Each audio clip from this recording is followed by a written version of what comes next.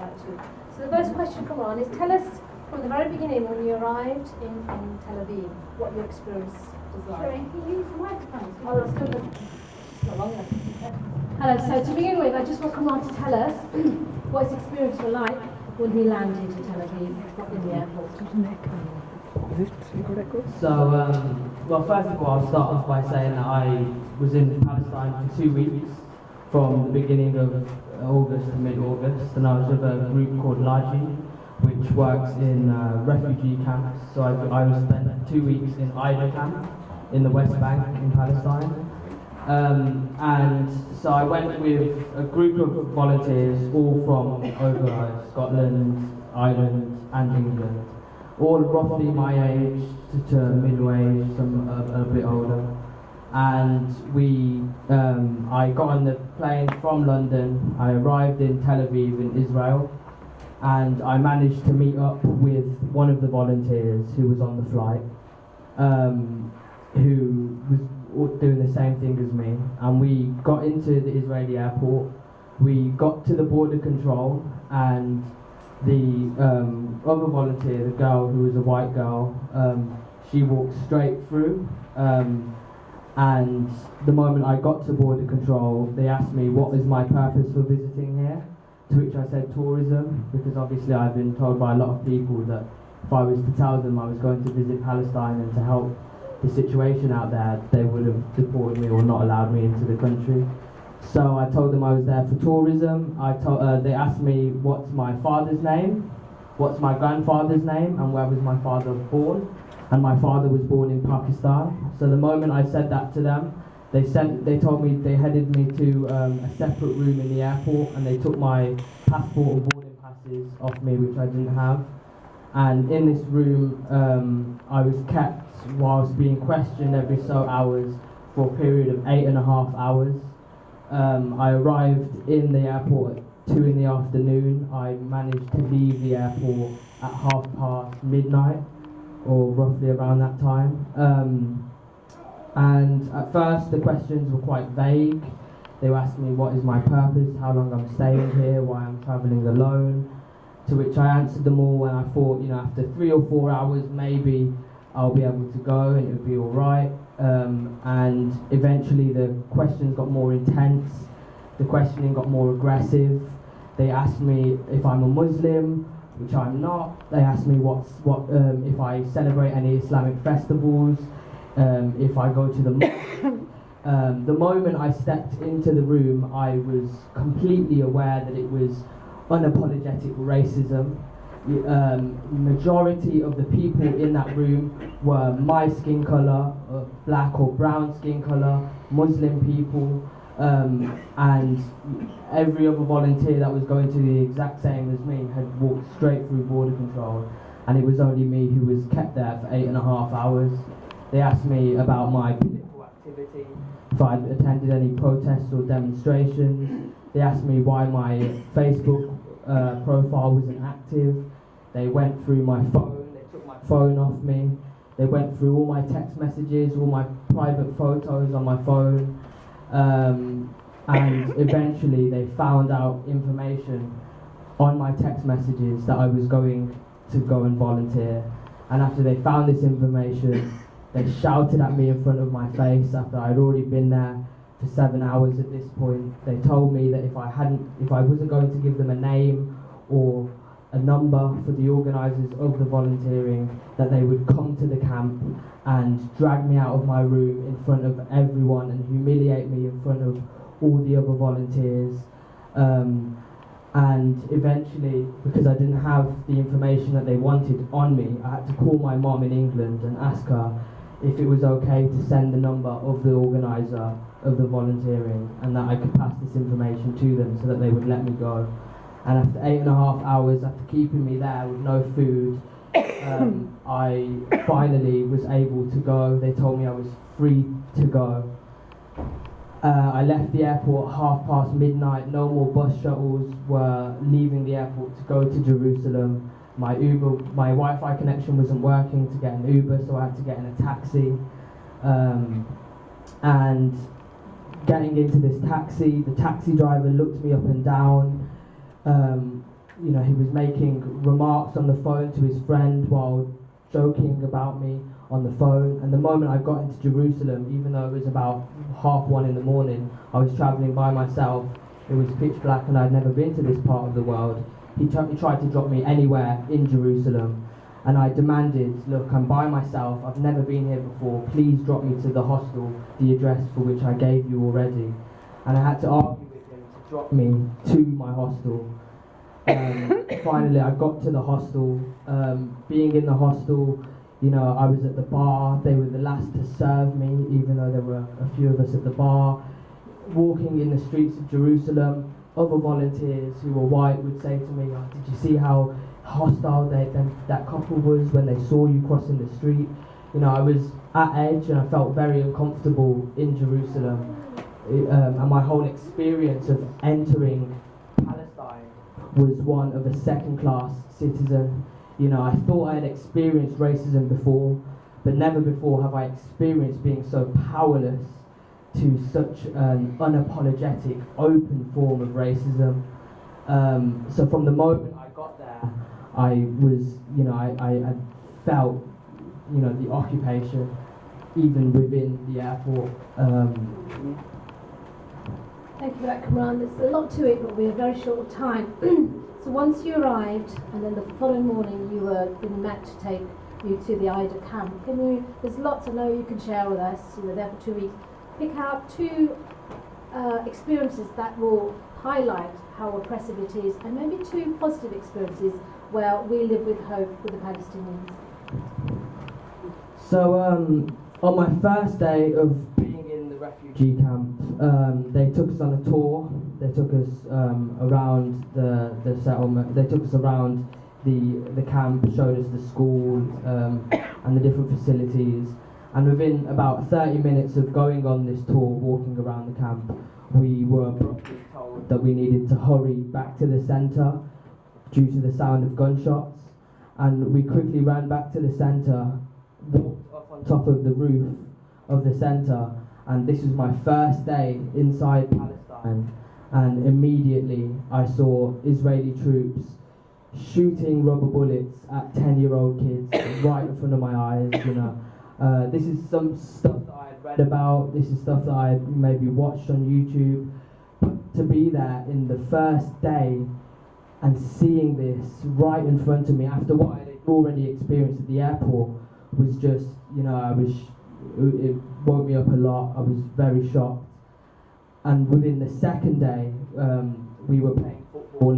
We were playing football in the refugee camp, and halfway through the match, I started to smell this strong, thick smell, and within a few seconds, my lungs were filled up. I couldn't see out of my eyes because they were watering, and I was coughing underneath my t-shirt, running outside of the football pitch because they were shooting tear gas all along the street that we were playing football in with the little kids. So within, the first 2 days, I could see that, what was going on here was just horrific. And although at first I was completely shocked, to be fair, by the second week, this kind of the constant impact of the Israeli troops in the refugee camp, it almost became normal. It became normalised that this was constant harassment. And at first, when I arrived there and I saw the kids in the refugee camp and how normal they would react to the harassment, in my second week of being there, I understood that this has become normal to them. Living like this has become normal to them. Come on, can you tell us the story about Zainab's story you mentioned to me? Can you tell us the story about Zainab? Yeah. So Zayed. Zayed was a Palestinian boy who was 18 years old, and he would help out with the rest of the volunteers in the refugee camp with the work that we were doing. And we'd eat together every night, we'd smoke shisha and chill out in the evenings. And we grew very close. We became quite good friends, not just me, but the other volunteers. And in the second week, on one of the days, he didn't turn up. And I asked, a couple of the guys, where's Zayed? I haven't seen him all day, where's he gone? And everyone was like, oh, he just hasn't turned up today, we haven't seen him. And the following day, I saw Zayed in the morning, and he looked really distressed. His eyes were teared up.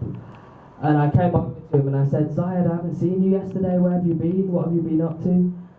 And he told me that the day before he wasn't with us because his best friend, who was 19 years old in the Daifa refugee camp, which is a different refugee camp in the West Bank, was shot seven times with live bullets by Israeli troops for no reason other than resisting arrest. And he stood in the pavement and held his best friend's body as his blood poured out onto the pavement. And they took him to a hospital, and the hospital that they took him to was an Israeli hospital, and none of his friends could contact him, and his mother and father couldn't even go and visit him because the hospital was on the other side of the wall. And even to the day that I left, I asked him if his friend was okay, and he didn't know whether his friend was alive or dead. I hugged him and I said to him, I'm sorry to hear about this. And he responded to me, why are you sorry? Palestinians aren't born to live, they're born to die. And that was just one of the stories that one of the 18-year-old kids had experienced while I was there. And within a few days he was acting back to normal, because this is just a constant ongoing cycle that a guy who's younger than me at 18 years old has to experience that pain. So that was one of the... Okay, we need to also share some positive stories, and one of the things we've learned, and I've learned certainly now through Qumran, there's a lot of resilience and resistance from even these small kids. So tell me that story about the stone throwing, because that gives me hope. So one thing that was quite interesting to see and quite inspiring to see in Palestine was that although they are put in such conditions, it really shows the ingenuity of mankind, that when you push people to the edge, they will still find a way to live, life goes on. And so when I was in the camp, three of the kids lined up three empty glass bottles in the distance, and they gave me a stone and they said, try and hit these glass bottles. And I had a go, and my shot was rubbish, and I gave them the stones and I said, you have a go, try and hit the bottles. And these were like 10-year-old kids, and the bottles were far in the distance, and each stone hit each bottle with 100% accuracy. And then a few days later, when we were in the camp and we were standing on top of the roof in the centre, like before, we saw similar kids in the camp, and they had stones and they were throwing them towards the troops who were coming to harass the camp. And one of the troops with one of his guns that was shooting rubber bullets was hiding behind a wall in the camp, and as he poked his head out, the rock hit his face straight away. And seeing that was just like, wow, even though they're put in these conditions and all they have to show some resistance is these stones, they are so creative with it. And also seeing loads of them are just free runners and acrobats, and I was speaking to a lot of them, and they were telling me that having to run away from troops a lot of the time, they've just become really amazing climbers and runners. And one of them was telling me about a story where he was running from troops and he ran up into an abandoned building and climbed to the 4th floor, and realised that if he was going to get to the 6th floor that they were going to catch him. So he went over to the window ledge, climbed out and jumped onto another building and leaped onto a pole and climbed up. And the life inside the kids and the youth inside the camp really inspired me, that even though they're living in such circumstances, they're still living in such a way. When we were driving once on a highway in Palestine, and over the wall on the hills you could see a settlement, and one of the Palestinian kids said to me, "Oh, look at their houses, look at their swimming pools and the cars that they have, look how nice they are." And I said, "Oh, they do look really nice." And he said, "Don't worry, one day I'm going to have 2 houses, and I'm going to have 3 swimming pools, and I'm going to have 4 cars like that." And I saw the hope that these kids have, and it really gave me a lot of passion for the cause and made me realise that, you know, there's a lot we can do back here as the international community. You had another story, and that's the one by Mohammed, who's the leader of the Ida camp, which certainly inspired me about the resistance. Do you want to just share that? Yep, so one day we were on the motorway in Palestine, and there was a massive traffic jam, and we were stuck in more or less standstill traffic jam for about an hour and a half, and it was hot, and you know, me and the rest of the volunteers were we were all just hot and bothered. And finally, after being in this traffic jam for an hour and a half, we finally got to see what was causing the traffic jam. And you know, we all hoped that it wasn't anything that was serious or anything that was, you know, anybody hurt or any sort of emergency situation. And when we got to the end of the traffic jam and found out what was causing the standstill traffic, we found 3 or 4 Israeli troops who were literally just stood on the motorway harassing cars just because they could, just pulling over cars, pulling over people, intimidating them, asking them for their ID, asking them for this and that, and where they were going and where they had been. And Mohammed Al-Azhar, who was one of the guys there, he was driving the car, and when he realised that it was the Israeli troops that were holding and causing this traffic for no reason, you know, he just got so angry, and he just shouted, and he was in the car, he shouted, he said, "I'm a prisoner in my own land, I can't even drive anywhere without them harassing me." And he started, and it was standstill traffic, and he started beeping his horn, and the Palestinian family who were in the car in front looked in their windscreen, and they were saying no, they were scared, they were telling him not to beep, and the car behind was saying the same, but he was beeping loads, and he was shouting, and he wind down his window, and he said, if everybody in this traffic jam beeped and everyone resisted this occupation, that they would not be able to treat us like this, they would not be able to imprison us in our own land. And it was inspiring for me to see the passion and the fire inside his voice, and how fed up he was that, you know, the people around him weren't resisting, that they were accepting being treated in this manner. To me, that was really powerful. Yeah. He also said his brother had left, you know, and people take opportunities they have, but he was going to spend his life to the bitter end because he wasn't going to let Palestine not be free. Finally, because I think time, we've got a final kind of experience come on, if you can share that one, which I think most people have known from main news, about what we call the Sea's Revenge. Yeah. Okay. So we visited a village in Ramallah called Kobar village, and basically we visited this village that was under siege to find out a little bit about the people and understand what they were going through, and just to speak with the people there.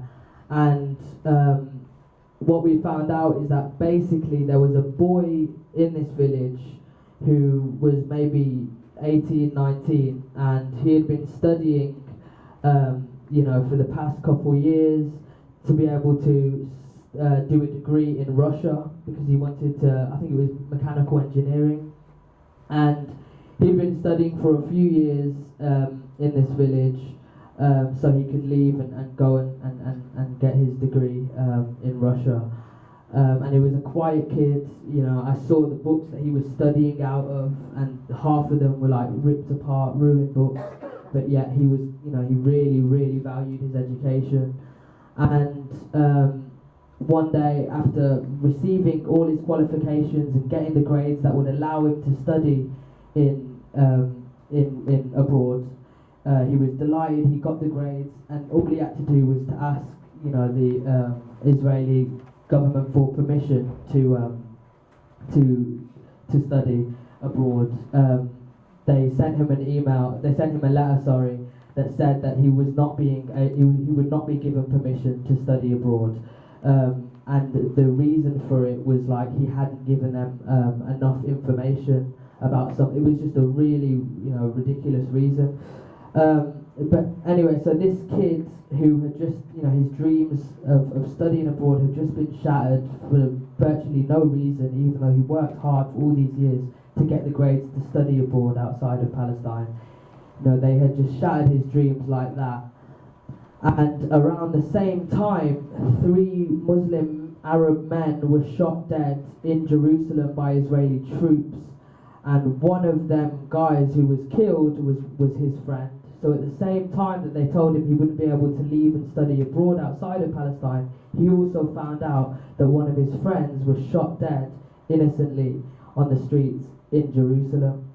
And this kid decided to, that night, take a knife out of his kitchen in his home, and he snuck out of his home, and he left his village in Kobar, and he went and snuck into an Israeli settlement, and he went into the settlement and he took the lives of 2 or 3 Israeli citizens, claiming that if you take 3 of ours, then we will take 3 of yours, and then he killed himself. And the Israeli government, a few days later, they responded, well, 5,000 people live in Kobar village, 3,000 of them are adults and elderly, 2,000 are babies and kids. The Israeli government, 2 days later, in the middle of the night, sent 3,000 troops, so enough troops for every single adult in this village, in the middle of the night, went into Kobar village, smashed apart the houses, stole the valuables inside the houses, and dragged people out of their homes, beating them up and harassing them. And then after doing this to almost every single person in the village, they then left and got bulldozers to the 2 roads that enter and exit the village, and got big bulldozers to put boulders and rocks on these roads so that no resources could get in and out. And we came to this village about 2 or 3 days after this had happened, and we, the mother of the son who had gone and done this, she was not allowed to speak to us, and she waved at us from the window.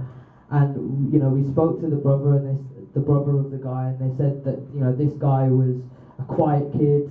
He wasn't. We never thought he would go out into an Israeli settlement and do something like this. And they were just saying that we never ever expected him to do something like this. But how much more can you push someone? How much more can you push people before they one day decide to do something ridiculously stupid and crazy? And we basically spent the day with pickaxes and shovels clearing the roads so that it was no longer sieged, and that resources could enter and exit. And Palestinians came out of their houses with tears in their eyes, offering us food and coffee, and just thanking us and thanking that actually there are people in the international community that are hearing what's happening to us, and coming and standing in solidarity with us. If I come on, you began by sharing, this was only take 1 minute, it's a really important story, about the woman student from Cambridge who had gone with you, but on her return she shared something very important, because she is of Jewish origin. And I think that's a really important story about the solidarity, not just the ones you expect from, but the ones you don't so expect from, and I think that's a really important one to end with. Yeah, so one of the volunteers who, like I mentioned earlier, who was on my flight on the way there, Lily, she is from a Jewish family, and she said that a few years before she had been to Jerusalem on like a family kind of vacation trip, and everyone from her synagogue and a lot of her friends had said when she gets to Jerusalem she will find a kind of spiritual attachment to her religion and her faith, and she'll feel really comfortable when she was there. But when she got to Jerusalem, she couldn't help but feel uncomfortable. She couldn't help but wondering what's going on across that wall, and why does it feel like a hostile environment. And she left Israel with so many unanswered questions. And she studied at Cambridge. She got her degree, and she just graduated in June, and she decided to come with the volunteer that I'd gone with as volunteers to see what it was like like the actual what was going on behind closed doors to answer these questions that she had. And we sat through the border control together, and she walked in straight away, and she saw, me getting taken to a separate room and waited outside the airport for me for a few hours while I was kept there for 8.5 hours.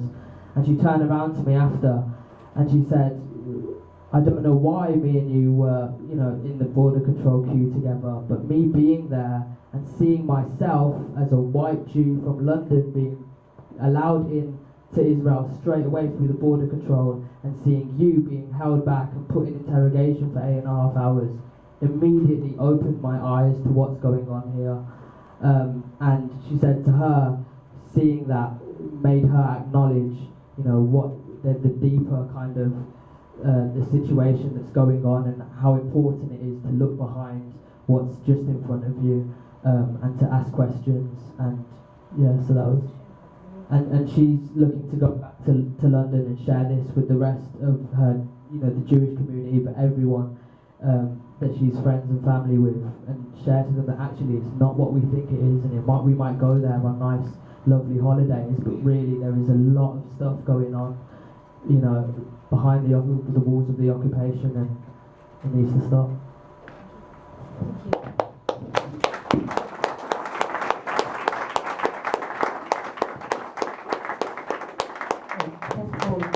Thank you very much for having the courage to go to Palestine and seeing for yourself what is actually happening there, then actually having the courage and dedicating time to come and share your experiences with us. Unfortunately, I think we've got a very full agenda today, so we would not be able to allow questions and answers with Kamran, but we will be arranging a special meeting on Kamran's experiences, and maybe invite some of the friends who went with him to come and share it with us in a special meeting in the very near future. We wanted to do this quickly because Kamran is going to go back to university and may not be in Birmingham for very long. So thank you, Kamran, and thank you, Shireen, for letting him go. I think we've now got two people who have actually come from Palestine or Israel, as what you may want to call it, and who would like to share their experiences of living as Palestinians, living as Israelis in that land. We've got Judith Ilani. She's a Jewish human rights activist from Israel. We've got Hanin Zouabi. She's a Palestinian who is also a member of the Knesset. And I think they both don't actually need much introduction. Therefore, because of the timings, I won't do that. And could I ask them to come and join on this side of the table, if they can, please, because your computers and everything is here. So I think initially, Ilan, you're going to speak, isn't it? Yes. And you're also going to show us a slide at some stage. Okay. Can I leave that to you? Sure. Thank you, good afternoon, and thank you also for having me. My name is Judith Ilani. I today live in Ashkelon. Yes, I shall try to. I live in Ashkelon today, which is about... It's on, it's just closer to your... Sure. And Ashkelon is about 13 nautical miles north of Gaza. So